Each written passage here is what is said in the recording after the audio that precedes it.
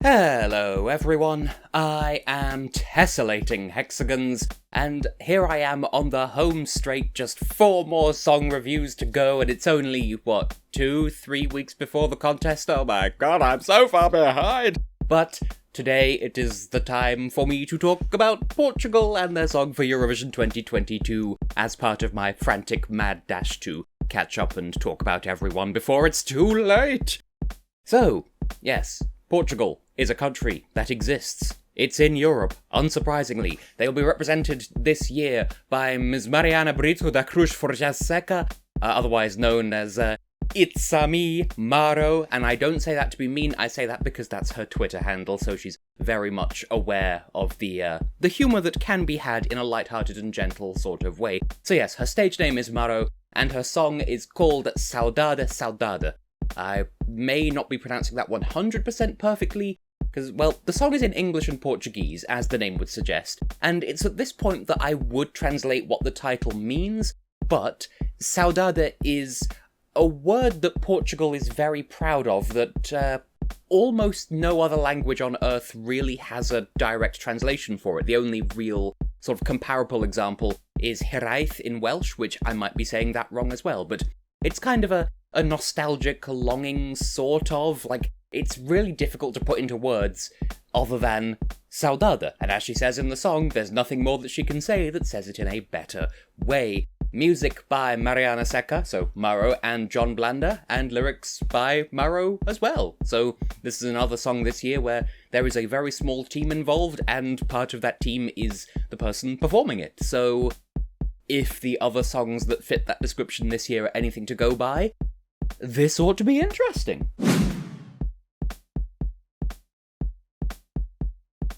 Okay, so the very first thing that this song made me think of as I heard its opening bars was, like, a very specific niche of video game. Stuff like Life is Strange or Maquette. Stuff that uses something grand and artistic to tell a very intimate, very human kind of story, underscored by music that does very much the same thing. And I mean that as a compliment. This song has a kind of... the best thing I can describe it as is wonkiness to its instrumentation. I can't really articulate it properly, but there is something about it, you'll know it when you hear it, that reminds me of bands like Glass Animals or The Neighbourhood, and their respective catalogues kind of already stand as testament to the fact that that sort of sound really does suit the theme of saudade. I don't know how Portugal feels about this sort of song, or about the prevalence of English within it, but I know that they are very proud of the word saudade and its history, so I would like to think that they appreciate how well this song conveys that to an international audience. I'm not Portuguese, but I feel like I would be happy about it if I had a stake in that particular... you know how it is.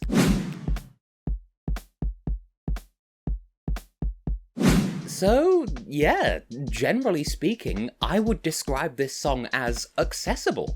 If you heard that Portugal was sending indie pop to Eurovision, you'd be forgiven for expecting something along the lines of Telemóveis again. But this seems not more normal, because that would be insulting to both songs, but something more grounded, something less likely for people to look at it and just, like, flinch instinctively for fear of it challenging them too hard.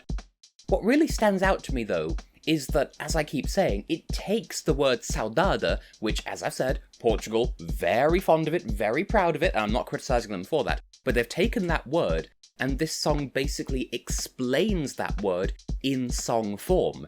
It's a feeling, and this song demonstrates that feeling without the need for giving it a rigorous dictionary definition for a word that doesn't translate all that easily. Specifically, they convey it in 2 key ways in this song, the first of which being the composition. It's quiet, it's gentle, it's comparatively simple, but it doesn't feel underdeveloped or lacking in any way. After all, the song is literally called Saudade, Saudade, and stylized in all lowercase as well, but I've been using title case because consistency, but yeah. So everything from the soundscape to the key to the riff to the melody is in keeping with that. It presents a sort of longing, a sort of not quite nostalgia for something not quite lost. Most importantly, none of it opposes that vibe. It's all in service to making it accessible. And the other key facet here is MARO's performance as a vocalist. She has that special kind of triple threat talent in the form of being able to hit all the right notes so the song sounds good, whilst looking facially as though she believes every word, and whilst sounding as though she believes every word. Because I'm fairly sure she does. I don't know to what extent the song tells a one-for-one true story, but even if it doesn't, she's totally convinced me. After all, as I keep reiterating, this song is about a specific feeling, and that specific feeling is right there in her voice. She sells it so well. That being said, I do think that the backing singers deserve fair credit as well. Everything I've said about MARO's delivery can be said about their performance as well, with the added bonus that, well, they harmonise so well with each other, especially live, and with MARO, lending the whole thing this dreamlike quality that, once again, doubles down on the emotional presence of the song. In short, Portugal has seriously impressed me this year.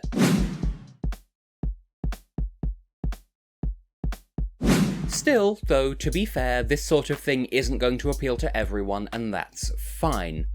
I'll start by talking about an aspect that really only affects it as a Eurovision entry, and you'll see what I mean in just a moment. What I'm referring to is its portrayal on a live stage.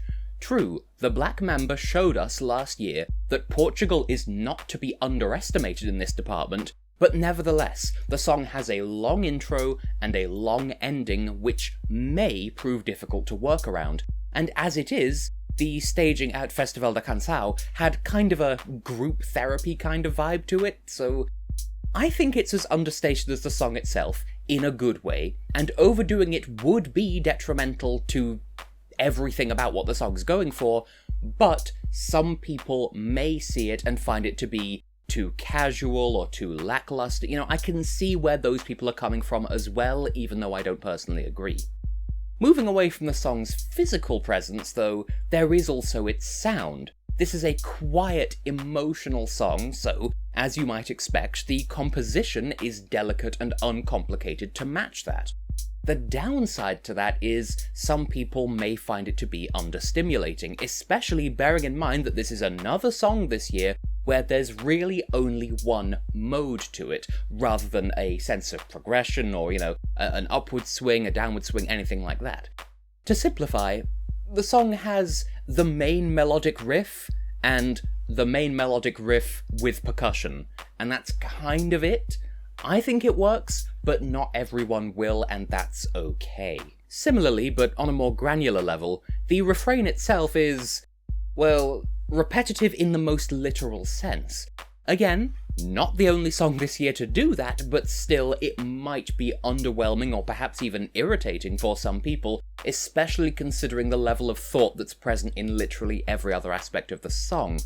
For me, personally, I would be tempted towards something like having the refrain fully in Portuguese the second time it comes around, and then having half English, half Portuguese at the end, maybe even just going half and half English and Portuguese every time it comes up, I don't know. The plus side to that is that it offsets that sense of repetition, but it comes at the cost of potentially seeming gimmicky because, this song is a stream of consciousness and one tends not to flip-flop between languages quite like that inside one's own head, even if one does happen to be bilingual, so I guess it is basically a case of picking one's potential proper Portuguese poison, I suppose? That's too many P's. Right, putting all of that alliteration to one side, to an extent, I feel like I might be being a bit hasty in listening to my gut here, but I honestly feel inclined towards awarding this song a personal rating of 10 out of 10. It's strange, really. Even as recently as a few years ago, this song really wouldn't be to my taste, and yet, somehow, it just resonates with me here and now in the year 2022. I can literally pick out bits and pieces that make me think, wait, do I usually have the patience for this sort of thing? And yet here I am enjoying it anyway. Perhaps fittingly, there's not really anything else I can add there, it's just I find myself vibing with this song, and it makes me think of artsy, story-heavy video games that use artsy, story-heavy songs on their soundtracks.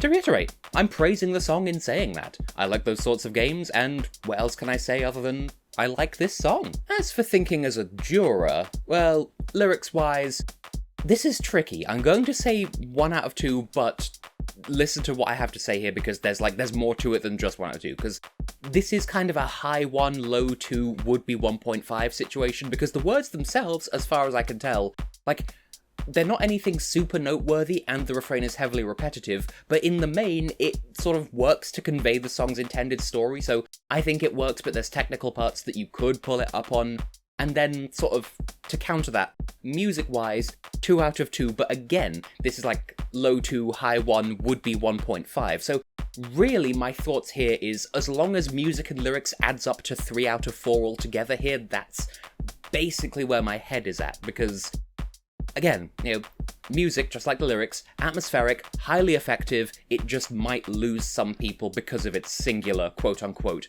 mode. Delivery, though, is easily a 2 out of 2 with no catches or clauses or anything like that. I cannot fault MARO or her team. Her voice is so sincere, so gentle, and I believe every word. And on the musical side, her voice and the voices of her backing singers all melt together on top of the music so smoothly it is a thing of beauty in my most humble of professional opinions. When it comes to the staging, I'm gonna say 2, and I would be inclined to go lower, but I'm choosing to be optimistic this year. The Festival de Canção performance, for example, could definitely work on the Eurovision stage, but I think it would divide people. So I think we'll either get that, or something that seriously glows up even further, like the Black Mamba did last year. Either way, I have reason to have faith in Team Portugal this year. As for appeal though, I think giving it a 1 out of 2 kind of bridges the gap in everything else I've said. For every person who, like me, really does vibe with the song, I can imagine there being an equal number of people who don't find themselves to be engaged, and that's okay. If you don't have the patience for this sort of thing, that's a matter of personal taste, and that's fine. Altogether though, that is still an impressive 8 out of 10 on the technical side for an even more impressive total of 18 out of 20. Nice going, Portugal! Seriously, Portugal and I are so rarely on the same wavelength, so that score is a pleasant surprise for me, so I have to applaud.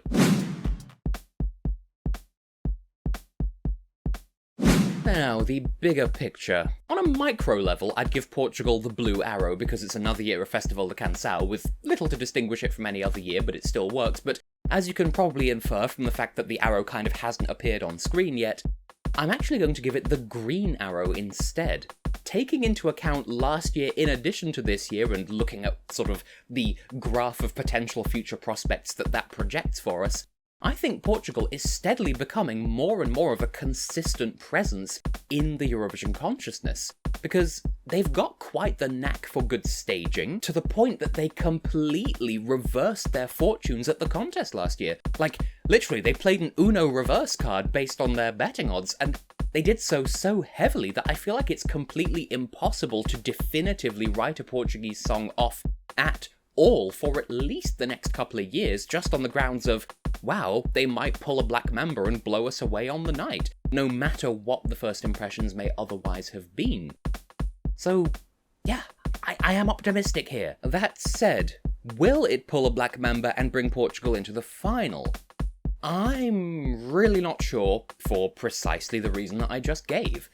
Portugal were drawn to perform in the second half of the first semi-final, but it's April now, so I might as well just come right out and say that their running order draw puts them at almost exactly the halfway mark in the show, which can be something of a mixed blessing. It matters less in semi-finals than in the final, but that's not to say it doesn't matter at all. In terms of appreciating the song's background, Spain can't vote for this song, so there's no, cultural proximity vote there, but France can. Not that France necessarily has a direct stake in this sort of music, but they do strike me as the sort of culture that would have a taste for this sort of sound. Still, semi-final 1 is a wide open playing field. There are only about 5 songs that I can definitively say, yeah, you're probably going to qualify. So this could stand out by being unique, it could appeal by being a palate cleanser amongst some of the more wildcard entries, or it could slip under the radar entirely. At this stage, even now, it's far too soon to say. But I would like this to qualify, but that's just me, and you're completely welcome to disagree, or not. Or have no opinion, that's fine too. Whatever the case may be, make sure you have listened to the song for yourself. There's a link in the iCard, there's a link in the video description, and you can just search it up on YouTube, listen to the song for yourself, think your own thoughts, share your thoughts if you want to, or keep them to yourself, that's also fine. In the meantime, to MARO, to Team Portugal, and I think MARO is bringing some of the other competitors from Festival de Canção to Turin as backing singers, in which case, good luck to you guys as well, but on the whole, good luck to you, Portugal, because I'm actually really on your side this year. I look forward to seeing what happens in May.